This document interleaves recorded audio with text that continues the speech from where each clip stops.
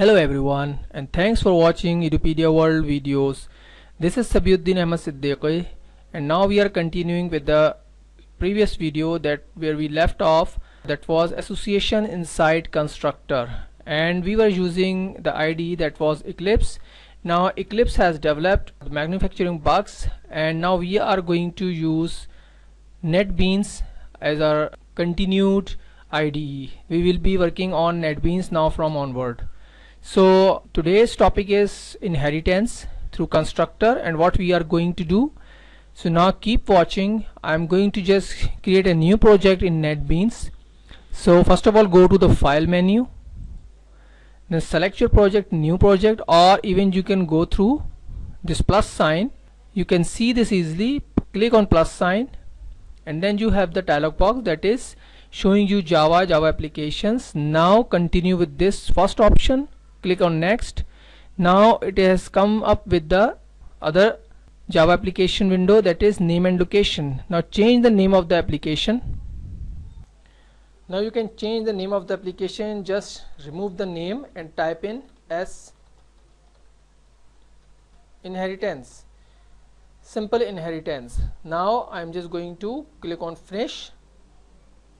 Now you can see the folder is created. As you're already familiar with Eclipse, now we have shifted to NetBeans, and you will be seeing that the mechanism is same or similar to the Eclipse, but because of some bugs it is not responding as it should respond. So that is why we have changed the IDE to understand clearly. Now remove all the white spaces and unnecessary comments.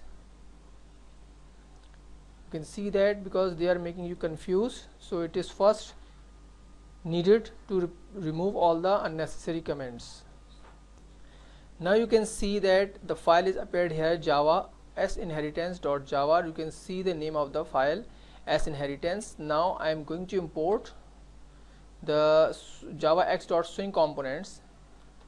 Import java x.swing asterisk means it has taken all the APIs of Swing into the program. Now I am going to write another new word, which will be new word for you. Keep noticing this, that is the word to extend the base class, that is we are going to extend JFrame. Now we are going to just write a word which will connect the JFrame class to the inheritance, and where we will be using the JFrame properties. So now see extends, which is the word, and this is the keyword which will connect this S inheritance to JFrame. So now JFrame. Now you see that the error line removed. And now continuing with this, now here you have to do what? You have to again create a constructor and something like that. Now I am just referencing JFrame JF, that's it. Now constructor,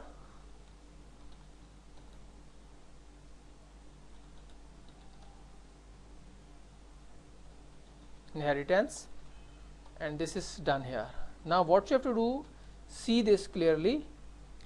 Now here you are going to just use the properties of JFrame inside S inheritance. That is why I kept the name this S inheritance, which will inherit the properties of JFrame, because JFrame is acting as a base class, that means which can be derived through other classes. So the other class is the S interface, and JFrame is the base class which is called through the java x.swing library or API.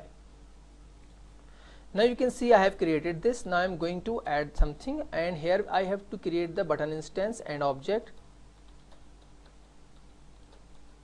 JButton JB equals to new button, same as here as Eclipse does, and press the button, right?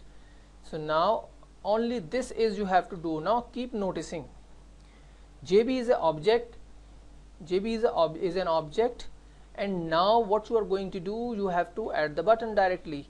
You don't have to reference the jf.add before. In the previous videos you have seen that we had given the jf reference, and that jf putting jf dot, then you will see that we had called the add method, and then we had put the JB inside the add method brackets. So now here we are not going to do this exercise, we are going to do something different. That is why it is known as inheritance. Now continuing with this JButton, now we are going to define the size of the button. JB dot bounds, let's suppose 100 100 100 and 100. Let's say I have kept the same coordinates and values. Now add JB. Notice this, before that here I had added jf.add JB. Now here I am not going to add because we are inheriting the object properties. Now here I am just going to set it, set size. What it could be the size? Frame size, let's suppose 500 comma 600, and then continuing with this, set layout. What should be the layout? Set to null, and then set visible to true, right? So you can see that set visible to true. Now the next part is we have to create the constructor method. Before we create, I am going to just remove all white spaces here, from here also. Now see that public static void, now here new s inheritance, that's it.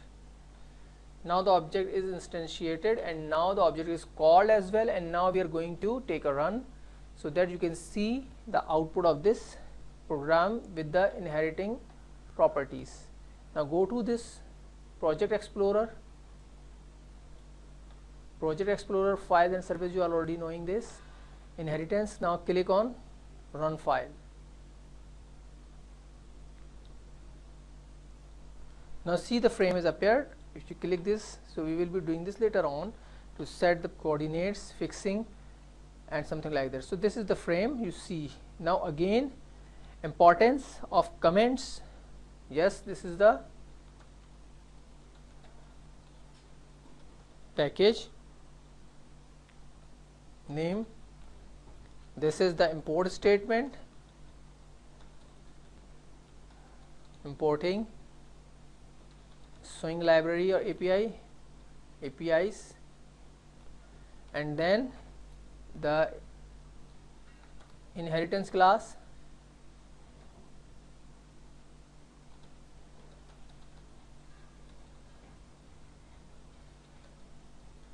inheritance class starts,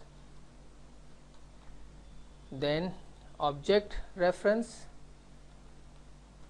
J frame object instantiation and object creation.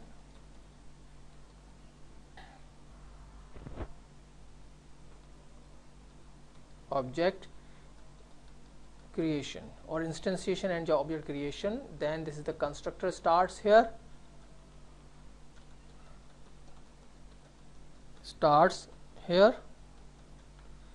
then now you are going to create a button, creating a JButton and its object JButton instantiation and object,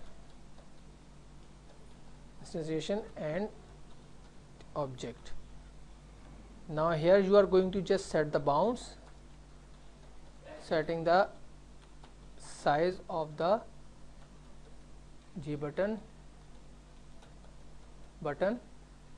with x y axis xy axis and width and height. So now you can see that all the remarks are there. Now here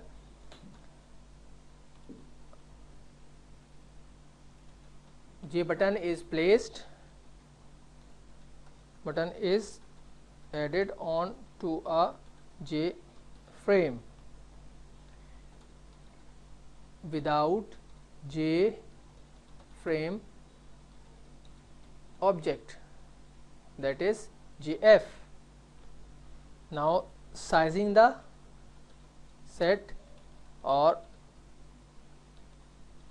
setting size of the J frame with X, Y axis. Now setting the layout of the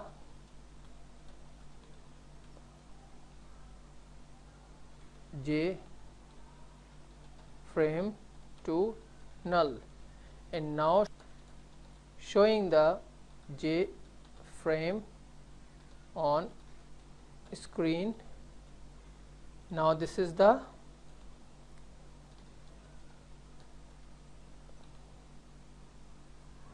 constructor ends here. Then you have the main public class, public main string class starts here. Now object called here, object called here,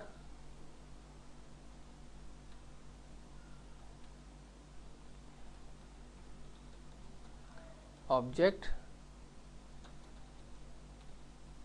called here using constructor reference method or using constructor instantiation with new keyword,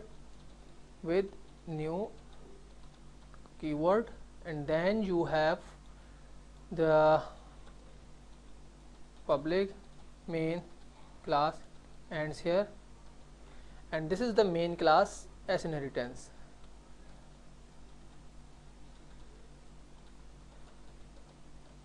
Inheritance ends here. Now you have seen that we have the same interface, we have the same mechanism, and we have something new to use NetBeans than Eclipse. Both the IDEs are much powerful, and due to some new versions, Eclipse is not coordinating and synchronizing easily, and it has created some bugs, and we are continuing with the NetBeans, and I hope you will understand this program inheritance completely. So you can see that I am again referencing, I have just called the JFrame object JF here, and then within the constructor I have not used any of the JF dot or reference.